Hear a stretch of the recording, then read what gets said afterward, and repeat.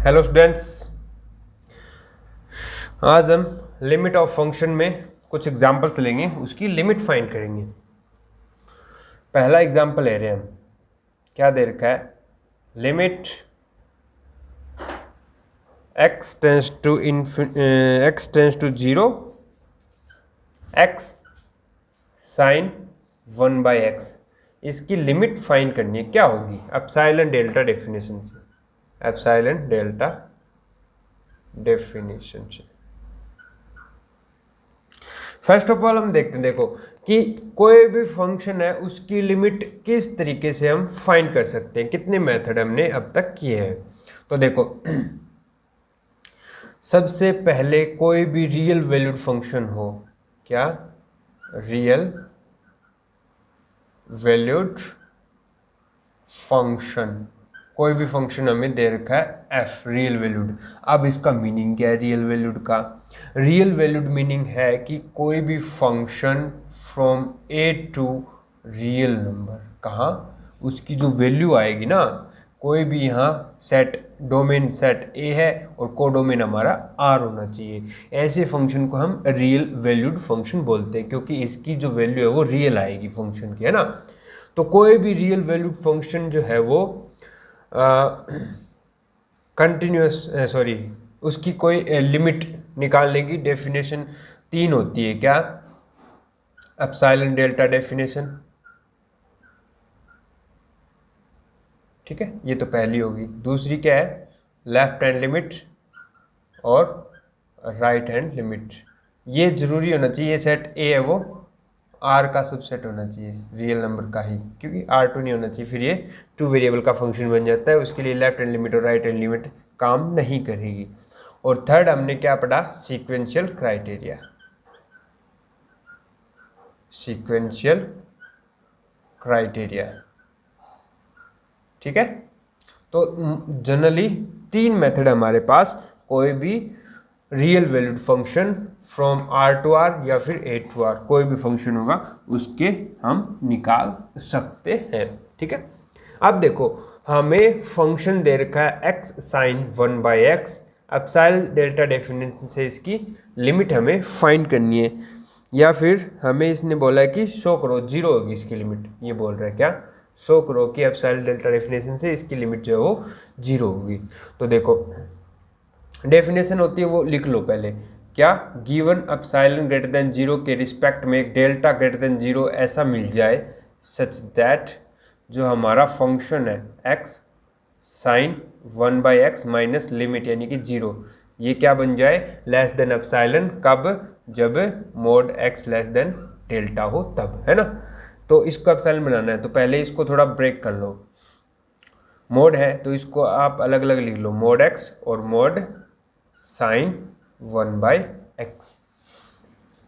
अब चूंकि साइन है, साइन की वैल्यू ऑलवेज -1 से 1 के बीच में होती है, और मोड साइन की वैल्यू ऑलवेज लेस देन 1 और ग्रेटर देन 0 होगी, सिंस, या फिर इसको लिख दो आप less than equal to x, चूंकि mod sine 1/x is always less than equal to 1 for all x belong to real number. हर एक रियल नंबर के लिए ये नंबर है वो लेस देन 1 होगा। और देखो, ये नंबर हमें पता है क्या, हम डेल्टा से छोटा लेने वाले हैं इसको, तो इसका मतलब हम इस नंबर को अगर एप्सिलॉन से छोटा दिखाना हो तो हम डेल्टा को एप्सिलॉन के इक्वल ले सकते हैं। तो choose delta is equal to epsilon, क्योंकि हमें एप्सिलॉन गिवन होता है, डेल्टा हमें फाइंड करना होता है, तो वो डेल्टा हम एप्सिलॉन के इक्वल ही फाइंड कर लिया, हमने मान लिया कि वो डेल्टा है वो एप्सिलॉन के इक्वल है। तो जब मोड x, जब x की वैल्यू लेस देन डेल्टा होगी तो हमारी mod x sine 1/x is less than mod x, और ये mod x less than epsilon होगा, क्योंकि मोड x है वो डेल्टा छोटा है और डेल्टा एप्सिलॉन के इक्वल है, तो ये आ गया लेस देन एप्सिलॉन, है ना। तो एप्सिलॉन डेल्टा डेफिनेशन से हम क्या बोल रहे हैं कि x sine 1/x is less than epsilon whenever mod x is less than delta. आगे ना बात सुनने। तो हमें ये नंबर फाइंड करना होता है। डेल्टा और एप्सिलॉन में एक रिलेशन फाइंड करना होता है। एप्सिलॉन डेल्टा डेफिनेशन में जब भी आपको प्रूव करवाए कि इसकी लिमिट ये होती है तो आपको ये एप्सिलॉन डेल्टा रिलेशन फाइंड करना होता है। और सीक्वेंस में हमने क्या देखा था, एक एन नोट फाइंड करना होता है जो एप्सिलॉन से रिलेटेड होता है। ठीक है, नेक्स्ट एक क्वेश्चन और लेते हैं। नेक्स्ट एक एग्जांपल ले रहे हैं हम, limit x tends to 0 sine 1/x does not exist. ये हमें प्रूव करना है क्या, कि हमारी जो फंक्शन है साइन 1/x इसकी लिमिट x टेंड्स टू 0 पे एग्जिस्ट नहीं करती। ठीक है, ये हमें प्रूव करना है। तो देखो मैंने आपको 3 तरीके बताए, कौन कौन से, एक तो एप्सिलॉन डेल्टा डेफिनेशन, और दूसरा क्या बताया मैंने आपको, लेफ्ट हैंड लिमिट और राइट हैंड लिमिट, और थर्ड क्या बताया, सीक्वेंशियल क्राइटेरिया। तो जनरली सीक्वेंशियल क्राइटेरिया जो है वो हम डिस्प्रूव या फिर किसी फंक्शन की लिमिट एग्जिस्ट नहीं करती वो चीज़ प्रूव करने के लिए काम में लेते हैं। मैंने आपको ये बोला भी था। ठीक है, तो अब हम यहाँ पे सीक्वेंशियल क्राइटेरिया यूज़ करेंगे, इसको डिस्प्रूव या फिर इसको डज नॉट एग्जिस्ट, इसकी लिमिट जो है डज नॉट एग्जिस्ट है, तो ये दिखाने के लिए हम क्या करेंगे, इसकी सीक्वेंशियल क्राइटेरिया यूज़ करेंगे। तो देखो वैसे जनरली ये देखा जाए तो x टेंड्स टू 0 होगा तो ये क्या हो जाएगा, साइन इन्फिनिटी, यानी कि साइन इन्फिनिटी, कोई फिक्स वैल्यू नहीं है। इन्फिनिटी की तरफ जाएगा तो साइन तो हमारा ऐसे ऐसे दोलन करता रहता है, तो इन्फिनिटी की तरफ पता नहीं चलेगा हम कहाँ से कहाँ जा रहे हैं, मतलब 1 की तरफ जा रहे हैं, 0 की तरफ जा रहे हैं, एक बार 1 आ रहा है, एक बार 0 आ रहा है, -1 आ रहा है, 1 0 1, ऐसे दोलन करता रहता है बहुत फास्टली। ठीक है, तो इसलिए ये लिमिट एग्जिस्ट नहीं करती, यूनिकली एग्जिस्ट नहीं करती।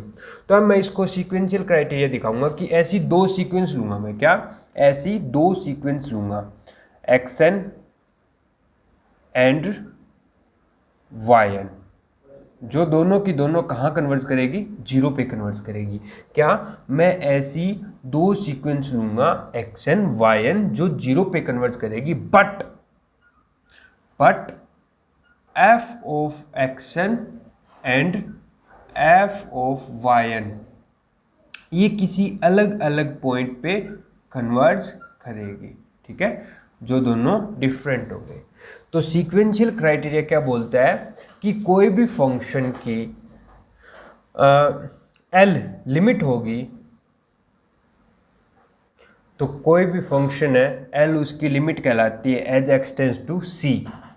यदि हर एक सीक्वेंस जो c पे कन्वर्ज कर रही है और f ऑफ xn जो है वो उस L पे कन्वर्ज करना चाहिए, तब वो उसकी लिमिट कहलाता है। यहाँ पे तो ऐसी 2 सीक्वेंस मिल रही है जो c पे यानी कि 0 पे कन्वर्ज कर रही है, बट उनके करस्पॉन्डिंग जो हमारे फंक्शन की जो सीक्वेंस बन रही है ये वाली, ये तो कोई 2 अलग अलग नंबर पे कन्वर्ज कर रही है, l और l', इसलिए इसकी जो लिमिट है वो यूनिकली डिफाइंड नहीं है, अलग अलग होंगी -1 से 1 के बीच में, तो इसलिए इसकी लिमिट है वो एग्जिस्ट नहीं करती। तो देखो मैं xn को चूज कर रहा हूँ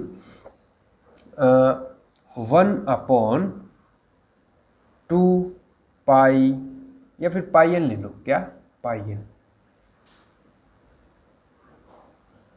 n पाई, वेयर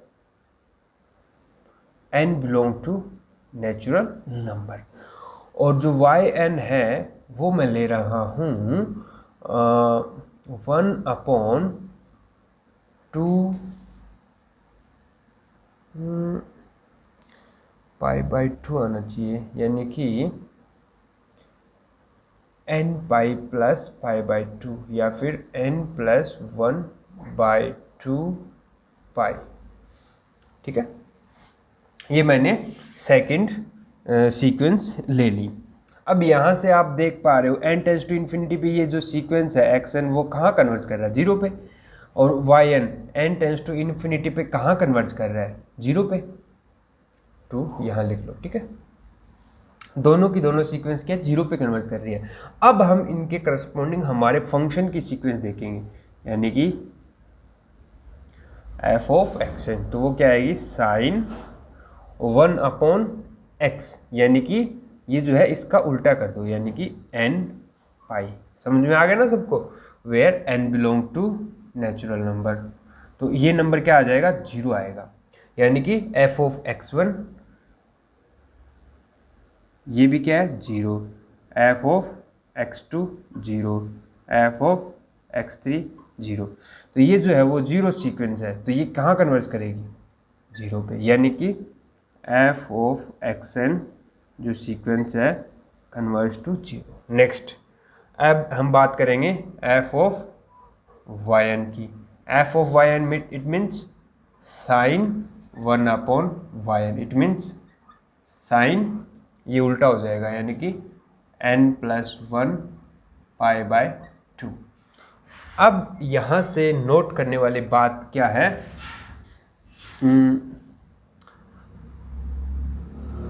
ये देखो n+1 π/2 इसकी वैल्यू क्या आती है, यहाँ से n = 1 पुट करेंगे, यानी कि f ऑफ y1 इसकी वैल्यू क्या आएगी आपकी 1 + 1 2 और 2/2 क्या आ गया 1 आ गया,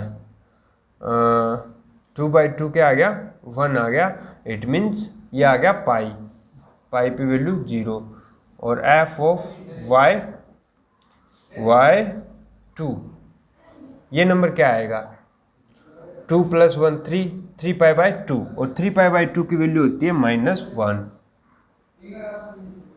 और f ऑफ y3 इसकी वैल्यू होती है आपकी 3 + 1 यानी कि 4/2 यानी कि 2π यानी कि 0, और f of y4 = 1, f of y5 = 0, f of y6 = -1, ऐसी चलती जाएगी। बट मैं चाहता हूं कि हम यहाँ पे ऐसी सीक्वेंस लें जो आइदर 1 पे कन्वर्ज करे या -1 पे करे, तो हमें इसमें थोड़ा मॉडिफाई करना पड़ेगा। तो ऐसी सीक्वेंस बनेगी आपकी जिसमें आए आपके π/2, 5π/2, 9π/2 ऐसे आए ना, तब हमारी जो सीक्वेंस है वो क्या जाएगी 1 पे कन्वर्ज करेगी। तो हम यहाँ पे 4n + 1 π/2 यहाँ पे 4n ले लो, क्या 4n यहाँ पे ले लो 4n, ठीक है, ये वाली सीक्वेंस ले रहे हैं हम, क्या 4n + 1 π/2। तो देखो n = 1 पे तो आएगी इसकी वैल्यू 5π/2 और sin 5/2 वैल्यू होती है 1, तो ये सब काटो और 1 यहाँ पर भी 1 1 1 1, तो f ऑफ yn जो है 1 पे कन्वर्ज कर रहा है, f of yn converge to 1।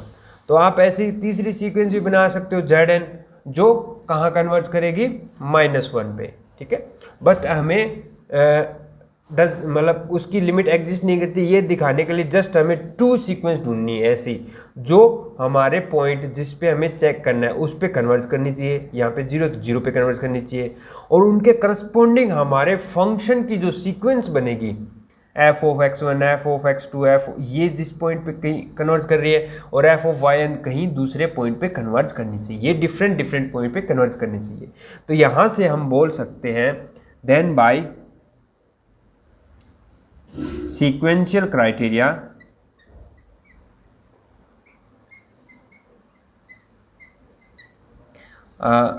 f(x) या फिर sin 1/x